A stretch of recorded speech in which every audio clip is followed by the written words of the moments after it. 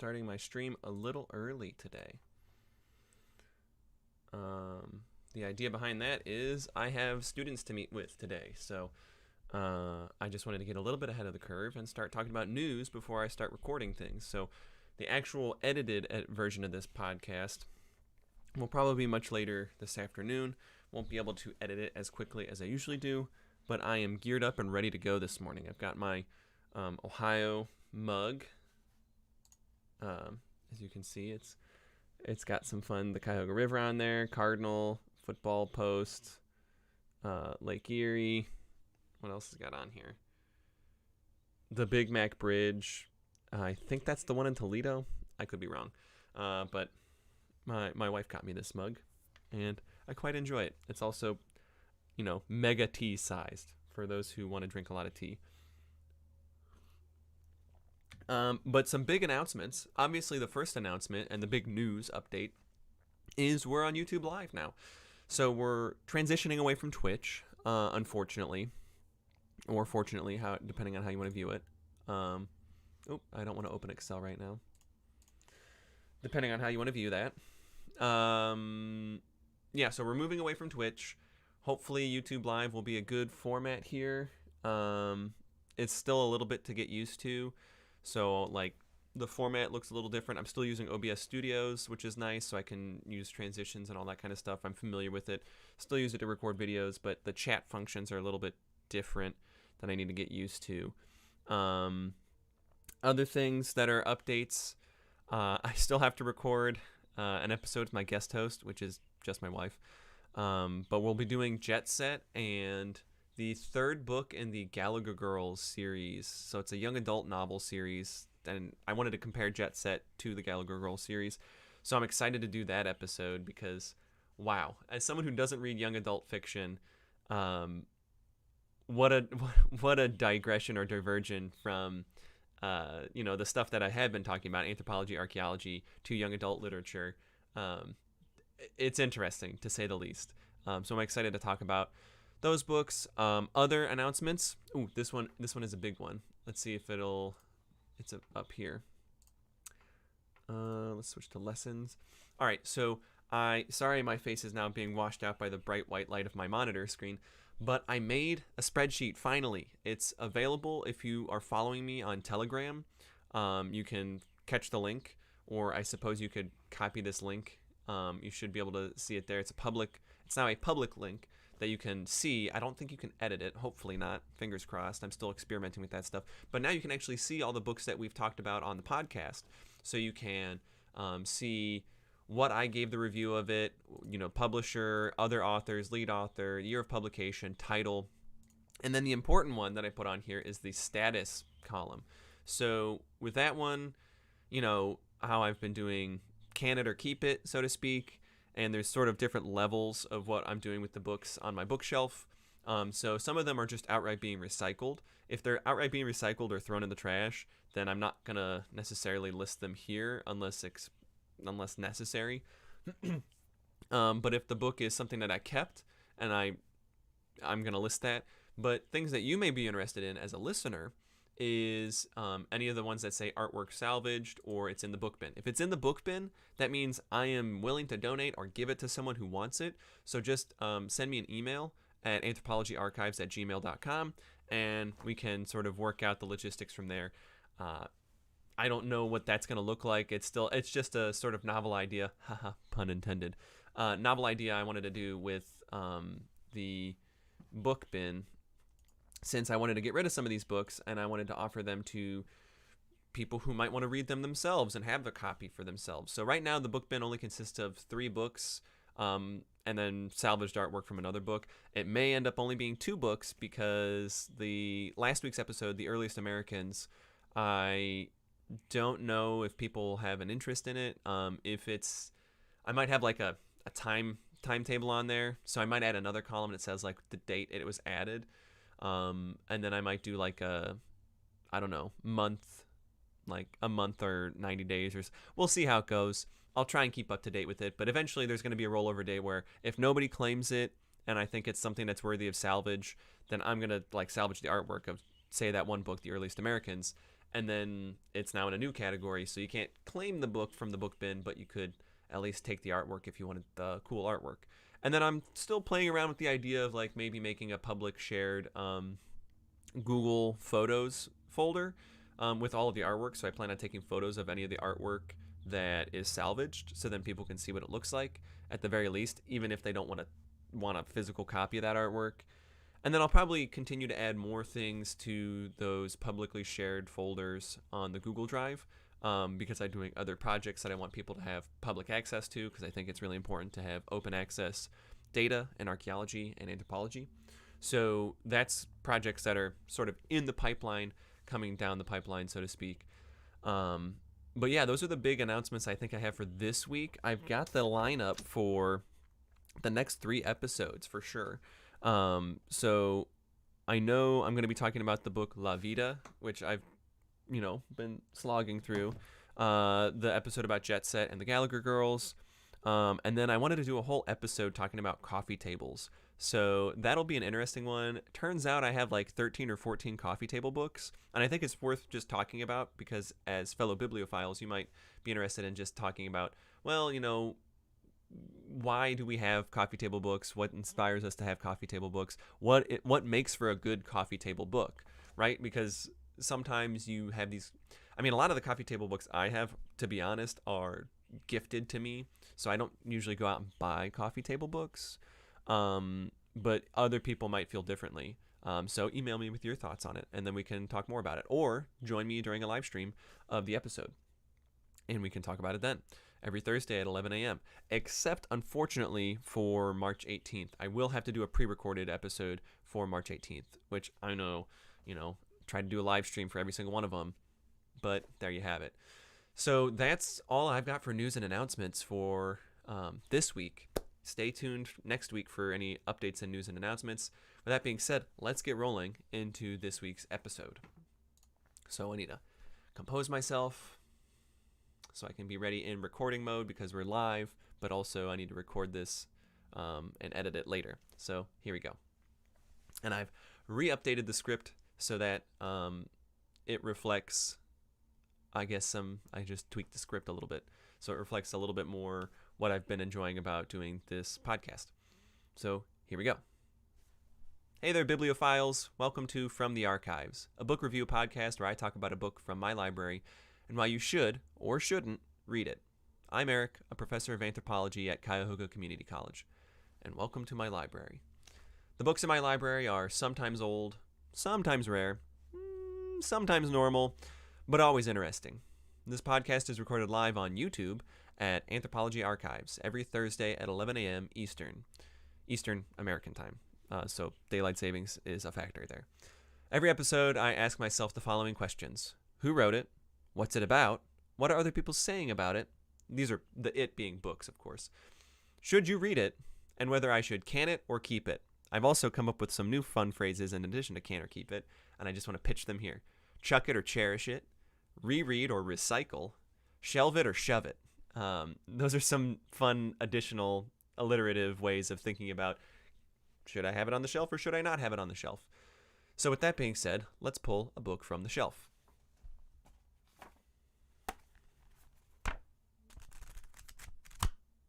So this week's book, let's hear the sound of it thud against my desk. Pretty light book. Today we're talking about Invitation to Archaeology by James Deetz. It's a pretty small book. It's about 150 pages. Published in, I think I just said 1967. I don't remember if I'm repeating myself already. American Museum of Science books. It's got a fun little cover here with sort of like an orange, yellowish, what looks to be an artistic rendition of a Pueblo site. And like I said, it's really thin. 150 pages. This thing is like paperback, pocket novel sized. So it's not very big. You could easily throw this in a bag and take it with you on the road. Very portable. I found old copies of it on Amazon for like $3, $4, that kind of thing. So pretty inexpensive as well. So a little context about our guy James Deetz here. Hang on, I gotta position the book so then it holds itself up for the live stream viewers. So James Deetz, for those that aren't in the know in archaeology, is probably one of the more prominent archaeologists, I'd say. He wrote In Small Things Forgotten, another famous book of his that was, I think, published in the 60s and the 70s around the same time.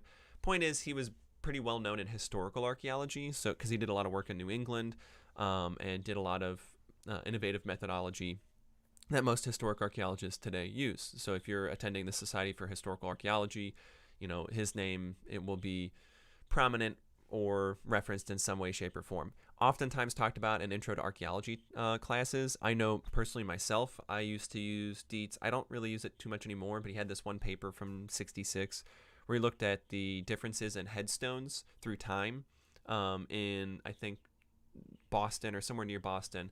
And he looked at the motifs on the headstones and used that to create a seriation to describe the differences in styles and motifs through time. And you can use those as time markers and time indicators. So if you see like a little, butt naked Cupid on a headstone, you can say, that's from like the 1650s or something like that. I don't remember the specifics of the date. But the point is, James Deetz, pretty important to historical archaeology. So to give you a little context about the book, it's an invitation to archaeology. So I would argue, from after having read it, I honestly, this was like not even a weekend read. 150 pages. Yeah, it's an archaeology book, so it's probably a little bit headier than your typical like fiction, pick it up off the shelf and read it. But I was able to read this in essentially a day. Really 2 days if you took your sweet time with it and, put it down, went to read something else, etc. So it didn't take me too long to read, but I would say I couldn't really quite figure out who the audience was for this, because I thought it did a great job explaining a lot of archaeological principles and theory, but it also got really into the weeds with some of the theory. So like he has a whole section on like the concept of the meme, like think Richard Dawkins, which this comes out before Richard Dawkins, so he doesn't actually use the same terms. Like he calls them allofacts and starts doing like cladistics and some sort of evolutionary stuff. He doesn't use these big words, but it's interesting the kind of stuff he talks about. So I thought that was a bit theory heavy, but at the same time he writes it in a very approachable way that honestly, if I were teaching in the 60s or 70s, I would heavily consider using this potentially as an intro textbook. Do I think it's the best intro textbook? No, but 50 years on, I honestly think that like for $4, if you have any interest in archaeology, like it's definitely worth going out and buying it and giving it a read, or finding a copy at your local library if they have it, or at a university library. I mean, it'll take you a very short amount of time, and honestly, it will give you a lot of insight into archaeology. And I mean, he doesn't really have anything in there that's not still used today. He doesn't get into the weeds of sort of like GIS, obviously, because GIS doesn't exist yet in 67. He's not really talking about methods or anything that's outdated per se. He kind of concludes, like he has 2 pages at the end saying like, what's the future of archaeology? And he says it's computers. And I mean, honestly, that's still a thing today. I mean, I still push for computer science like education within my own archaeology students. So, I don't really, honestly, a book from 67, I didn't really feel like it was that dated. Obviously, there were some lingo that he uses that's very couched in 1960s. If you think about our last week's episode when we talked about the earliest Americans, like the way he uses Indians instead of Native Americans or American Indians, and other like minor stuff like that I didn't really think got in the way of the overall like content of the book.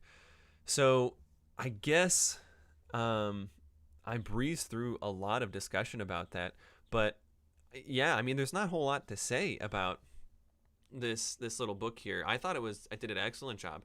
I guess I could comment on some of the figures. So, the 60s was really big on illustrations instead of pictures, I guess just because of the way publishing was done. But like you have all these black and white illustrations, not too dissimilar to last week's episode about the early Americans. But yeah, you get a lot of graphics that seem a little bit simplistic, but they still work. I mean, they still look great. Whoever did the art for it, who I don't think they mentioned who did the art. It might have actually been Deetz himself. I wouldn't be shocked. But like this image of dendrochronology, I mean, That's basically the exact same image that we use in every other intro to archaeology textbook to date. So it's not like, using illustrations is really a detriment to it. If anything, I would say it adds an artistic charm to it that's really fun, because drawing artifacts and maps with just plain old black and white line illustrations is really informative, and it gets really creative as well. Like, oh gosh, there was an artifact here that they just showed, a stele carved in Chavin style. So like they're showing you a Chavin style artifact. Obviously, if you had a picture of it, it would give you a very different impression. But when you're illustrating artifacts, honestly, illustration communicates more information than just a plain old photo in some cases. So yeah, I would say the artistic illustration's really interesting in it. In addition to, the pretty straightforward explanations for things, I thought it did an excellent job with that. It's got a table of contents. So for 150 pages, it packs a pretty big punch, I would say. Sorry, I had to grab a sip of my tea. So what are other people saying about it? That's where luckily other people have reviewed this book. Some of the books that I review on this podcast are kind of rare, or they're so niche. Like last week's, there wasn't any reviews that I could find about it. But this week I was able to find a few reviews about Invitation to Archaeology. So on Amazon, it's got a 4.6 out of 5 stars. It's got 6 ratings. 80% of them are 5-star, 10% of them are 4-star, and only 10% are 2-star. So really, one person gave it a 2-star review, one person gave it a 4-star, and then the other 4 gave it a 5-star review. So I would give this a 5 out of 5 for comparison. And I know I'm kind of going out of order here, but I'm not really doing much of a script for this week's episode, if you couldn't tell. But yeah, I would give this a 5 out of 5. And really, a 5 out of 5 for me means it's a book that I think everyone should try to read if they can. And it's a book that's pretty much for any audience.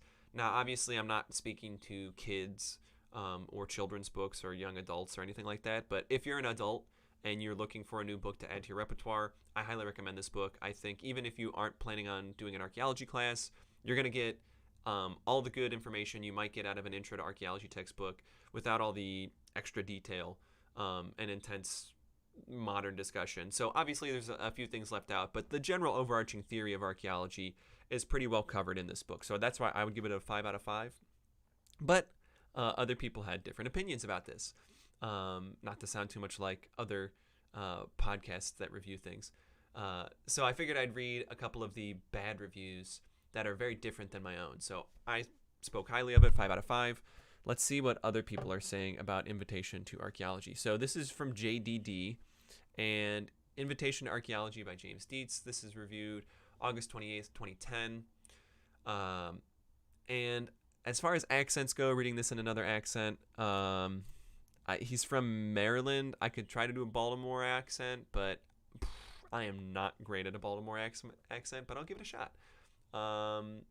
Actually, really the only thing I know about a Baltimore accent is that they say water or water, something like that. I think that's also a Philadelphia area. And they say Baltimore, and they kind of just like swallow the LT in Baltimore. But we'll try some sort of accent. Whether or not it's Baltimore, forgive me, I swear. You know what? No, we're not even going to try it at all. Let's just read it. Invitation to Archaeology is a 1967 book by James Deetz, who was an anthropologist and university professor. Here, Deetz briefly discusses the principles and methods of archaeology and covers excavation, dating, and analysis. Deetz' information is solid, but Invitation to Archaeology is incredibly dry. It reads like a textbook, and Deetz inundates the reader with terminology and jargon. The book feels more like a survey than an introduction, and any reader without at least a basic working knowledge of archaeology may be quickly lost or bored with both. It doesn't help that there aren't usually enough illustrations to enable the reader to envision the elaborate scenes and diagrams Deetz describes. If you're already into archaeology, you'll probably want to go with something more in-depth than this 150-page book. If you're looking for something to spark your interest in the subject, Invitation to Archaeology probably isn't going to do it. I mean, I suppose JDD has a point there that there is some jargon that's used, but he explains the jargon. And what's more, if you want to learn more about archaeology, I think this is a great starter. It's for people who have a passion. Like if you're, say, someone who's an amateur in the 1960s, like this is a great primer, a great introduction, without having to spend money on a textbook, which we all know textbooks are like a scam these days. So for $4, you can get a lot of the same information, just maybe not the most current or up to date. Now, if I jump over to Goodreads, on Goodreads, it's got a 3.66 out of 5 stars, and it doesn't have a lot of written reviews. It only has 2 that I can see here. Michael Smith, this guy wrote on both Amazon and on Goodreads, so I don't need to read his again. I think he might have just copied and pasted the whole thing. He gave it a 4 out of 5. He also gave it a 4 out of 5 on Amazon. But another 2 out of 5. So I'm surprised people who didn't like this book, they liked it enough to give it 2 stars, but not enough that they wanted to give it 1 star or give it 0 stars if they could. But Dead Letter Office in 2008 says, "I guess I'll read anything when cornered." I mean, I'm not sure why you're picking a 1967 archaeology textbook. Or, I mean, I guess it's not a textbook. I don't think Deetz probably used this as a textbook, but, most people overwhelmingly seem to enjoy this book who choose to read it. You're not going out to read an intro to archaeology textbook out of the blue for no apparent reason, right? I mean, you're probably picking this because you have an interest in it. And if you don't have an interest in it, then why read it, right? There's so many books in the world, you can pick any one of them. So obviously, I give it a 5 out of 5. Do we can it or keep it? What were the other ones I said? Oh, let's pull it up here. Can it or keep it, chuck it or cherish it, reread or recycle, shelve it or shove it. I'm going to shelve it. I'm going to reread it. I'm probably going to, I guess, cherish it. This was donated to me, or I guess gifted to me by one of my old academic advisors in my undergrad. And yes, for that reason, I kind of want to keep it. But also the section on allofacts that he talks about. I just realized you saw my script. Oh no, the fourth wall has been broken. For the people who are watching the live stream, you can see my script. But I really liked his section on allofacts. I kind of want to reread that section to just kind of break it down, because it's something that I think still deserves exploration even 50 years later. It's not something I've really seen people talk a lot about. So I'd love to give it another reread sometime in the future, just because I enjoyed this book. It's always good to keep brushing up on your archaeology for things. So that's going to do it for today's episode. And hopefully you enjoyed... Oh, as the book falls. Hopefully you enjoyed talking about Invitation to Archaeology. Sorry it was a bit of a shorter one, but I know some episodes go long, some episodes go short. This is a short book, so it's a short episode. Next week, we're going to be reading, or not reading, but we're going to be reviewing La Vida by Oscar Lewis. Although I would argue it's not really by Oscar Lewis, it's by his assistant Rosa, but we'll get into that. You can also see, if you're watching on the live stream, that my bookmark is through the halfway point on the book. I'll also explain that as well. I've bookmarked some things in here as well. It's a book about, actually, I think there's it's a classic anthropologist move to give it a subtitle. La Vida, a Puerto Rican family in the culture of poverty, San Juan and New York. So that's going to be next week's episode, La Vida. And stay tuned for it. And until then, never stop reading.